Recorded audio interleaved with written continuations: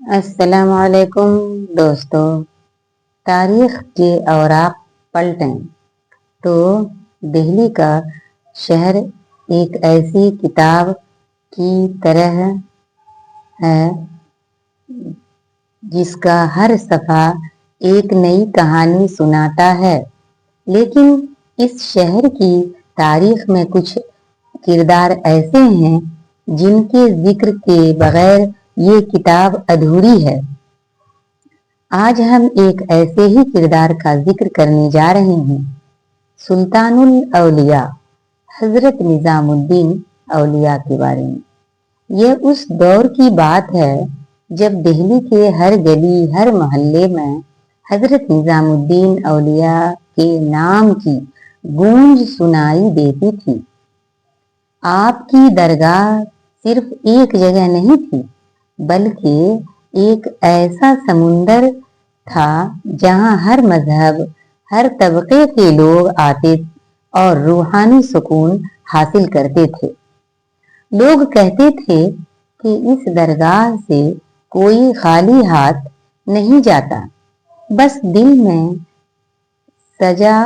سچا ایمان اور یقین ہونا چاہیے۔ آپ کی تعلیمات کا محور صرف محبت، انسانیت اور اللہ پر توکل تھا۔ ایک ایسے ہی یقین کی آزمائش اس دن ہوئی جس کا قصہ آج میں آپ کو سنانے جا رہی ہوں۔ حصہ اول، ایک باپ کا آخری سہارا۔ ہوا کچھ یوں کہ شہر کے ایک کونے میں ایک غریب اور بہت بوڑھا شخص رہتا تھا۔ اس کی ایک ہی بیٹی تھی جس کی شادی کی تاریخ آ چکی تھی، لیکن اس کے پاس ایک پائی بھی نہیں تھی۔ اس نے اپنی زندگی کی ساری جمع پونجی اپنی بیوی کے علاج پر خرچ کر دی تھی اور اب اس کے ہاتھ میں صرف دعائیں رہ گئی تھیں۔ اس نے سب سے مدد مانگی، ہر دروازہ کھٹکھٹایا، لیکن کسی نے اس کی مدد نہ کی۔ چاروں طرف سے مایوسی ہو کر اس کی بیٹی کی سسکیاں سن کر اس نے فیصلہ کیا کہ وہ اپنی زندگی کا آخری سہارا آزمائے گا اور وہ اپنے چمڑے کا پرانا تھیلا اٹھا کر پیدل چل پڑا۔ اس کا رخ حضرت نظام الدین اولیاء کی درگاہ کی طرف تھا۔ راستے میں اس کے ذہن میں ہزاروں خیالات آ رہے تھے۔ کیا اتنا بڑا بزرگ میری مدد کرے گا؟ کیا میں اتنا خوش نصیب ہوں کہ اس در سے مجھے کچھ ملے گا؟ وہ کئی گھنٹے پیدل چلنے کے بعد تھکا ہارا درگاہ پر پہنچا۔ اس نے دیکھا کہ وہاں لاکھوں لوگوں کا ہجوم ہے۔ لوگ اپنی اپنی مرادیں لے کر آ رہے تھے۔ وہ بھی ایک کونے میں بیٹھ گیا اور دل میں دعا کرنے لگا۔ حصہ دوم، ایک جوتی کا تحفہ۔ جب رات گہری ہوئی اور لوگوں کا رش کم ہوا تو وہ بوڑھا کانپتے ہوئے حضرت نظام الدین اولیاء کے سامنے حاضر ہوا۔ اس نے بڑی لجاجت سے اپنا دکھ بیان کیا اور کہا، حضور، میری بیٹی کی عزت اور میرا وقار آپ کے ہاتھوں میں ہے، مہربانی فرما کر میری مدد کریں۔ حضرت نظام الدین اولیاء نے اس کی پوری بات انتہائی توجہ سے سنی۔ اس وقت ان کے چہرے پر ایک عجیب سی خاموشی تھی۔ انہوں نے دیکھا کہ ان کے ارد گرد کوئی قیمتی چیز نہیں ہے جو وہ اس غریب کو دے سکیں، اور وہ تو خود فقراء کی زندگی گزارتے تھے۔ آپ نے ایک لمحے کے لیے اپنی آنکھیں بند کیں، जैसे कोई बात अंदर हो रही हो।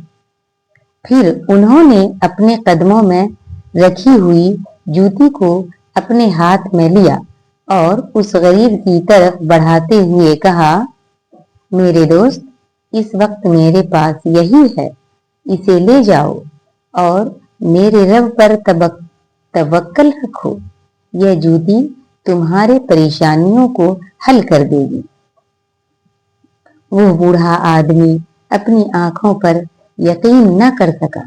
उसने सोचा कि मैं अपनी बेटी की शादी के लिए पैसे मांगने आया था और ये बुजुर्ग ने मुझे सिर्फ एक जूती दे दी। इसने बेबसी के आलम में वो जूती अपने थैले में रखी और दिल में मायूसी लेकर लिए हुए वापस चल पड़ा। इसके कदमों में कोई ताकत नहीं थी और उसे यूं लग रहा था कि अब उसकी जिंदगी में कोई उम्मीद नहीं है बची। हिस्सा सोम। अमीर खुसरो की नजर अंधेरी रात और वीरान रास्तों पर वो बूढ़ा आदमी अपनी किस्मत को कोस रहा था। अचानक रास्ते में उसकी मुलाकात हजरत निजामुद्दीन औलिया के सबसे प्यारे शागिर्द हजरत अमीर खुसरो से हुई। अमीर खुसरो उस वक्त अपने घर की तरफ जा रहे थे। अमीर खुसरो ने उस गरीब की मायूसी को फौरन पहचान लिया। उन्होंने उससे पूछा, बाबा, इतनी रात को कहाँ जा रहे हो और इतने गमगीन क्यों हो? इस आदमी ने अमीर खुसरो को पूरी कहानी सुनाई और कहा कि आज मैं उस उम्मीद से दरगाह गया था कि कुछ मिलेगा, लेकिन मुझे सिर्फ यह जूती मिली। अमीर खुसरो ने जैसे ही वो जूती अपने हाथ में ले ली, उनकी आंखें चमक उठी। वो फौरन समझ गए कि यह कोई आम जूती नहीं है, यह उनके मुर्शिद, उनके प्यारे उस्ताद की दी हुई निशाने करम है, जिसकी कीमत दुनिया की तमाम दौलत से कहीं ज्यादा है। अमीर खुसरो ने उस बूढ़े आदमी से कहा, बाबा, यह जूती मुझे दे दो।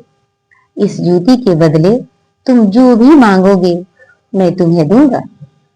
वो गरीब आदमी हैरान हुआ। उसने सोचा कि शायद यह भी मजाक कर रहे हैं, लेकिन अमीर खुसरो के चेहरे पर सच्चाई और मोहब्बत देखकर उसने वो जूती उन्हें दे दी। हिस्सा चारों। दौलत का सैलाब। अमीर खुसरो ने एक लम्हे की भी देर न की। उन्होंने अपने साथ मौजूद तमाम सोने के सिक्के, कीमती जेवरात और अपनी पोशाक तक उतार कर उस गरीब के हवाले कर दी। वो आदमी उस वक्त दौलत के समुंदर को देखकर सकते में आ गया। उसकी आंखों से खुशी के आंसू जारी हो गए। उसने अमीर खुसरो के कदमों को छुआ और कहा, आपने मेरी इज्जत, मेरी बेटी और मेरी जिंदगी को बचा लिया। अमीर खुसरो ने उसे उठाया और फरमाया, नहीं बाबा, ये मैंने कुछ नहीं किया, ये सब हमारे मुर्शिद के करामात और उनकी जूती की बरकत है। इसके बाद अमीर खुसरो वो जूती लेकर फौरन अपने मुर्शिद की खिदमत में हाजिर हुए। जब वो दरगाह में दाखिल हुए तो हजरत निजामुद्दीन औलिया मुस्कुराए और फरमाया, खुसरो, मैं देख रहा हूँ कि तुम आज भी बहुत खुश हो। क्या हुआ?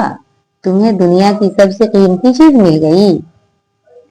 अमीर खुसरो ने झुक कर कहा, जी हाँ हुजूर, आज मुझे सबसे कीमती चीज मिल गई है। मैंने आपकी जूती मुबारक को अपने पास रख लिया है और उसके बदले में अपनी सारी दौलत दे दी, उस गरीब के कदमों में रख दी। यह सुनकर हजरत निजामुद्दीन औलिया बहुत खुश हुए और उनके चेहरे पर एक नूर फैल गया। खात्मा एक लाजवाब सबक। दोस्तों, ये कहानी हमें सिखाती है कि हकीकी दौलत पैसों या जायदाद में नहीं होती, बल्कि वो इंसान की नीयत और उसके ईमान में होती है। यह एक ऐसी मोहब्बत की दास्तान है जो एक गरीब बाप के यकीन से शुरू हुई, एक बुजुर्ग की दरगुजर से गुजरी और एक शागिर्द की मिसाल इश्क से मुकम्मल हुई। ये कहानी हमें याद दिलाती है कि जब आप अल्लाह पर पूरा भरोसा रखते हैं और दूसरों की मदद को अपना मकसद बना लेते हैं तो अल्लाह आपकी मदद किसी न किसी सूरत में जरूर पहुंचाता है और वह मदद एक जूती की सूरत में हो जो आखिरकार आपकी जिंदगी बदल दे। उम्मीद है कि आपको ये कहानी पसंद आई होगी। इसे अपने दोस्तों के साथ जरूर शेयर करें ताकि हर कोई जान सके कि असली दौलत और असल सुकून कहाँ है। अगर आपको ये वीडियो अच्छी लगी हो तो लाइक करें और चैनल को सब्सक्राइब करना ना भूलें। अल्लाह हाफिज।